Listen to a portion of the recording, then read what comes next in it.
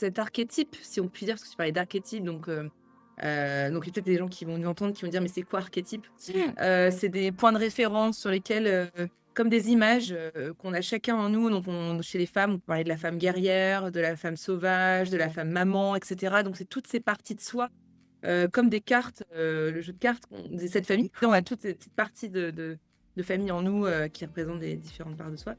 En effet, donc cette petite fille, gentille qui doit, faire dos rond comme le petit garçon, non, c'est des biais culturels qui viennent de notre éducation, de ce qui est attendu. Comme je parlais des messages contraignants des drivers de la «sois gentil» et cetera ou, «sois gentil petit garçon», les attentes qu'on a, tu vois? Sur les injonctions aussi, que les hommes ont, le fameux plancher de verre qu'a un homme, c'est-à-dire il ne doit pas avoir en dessous d'un certain, revenu par année parce que sinon c'est pas un vrai mec.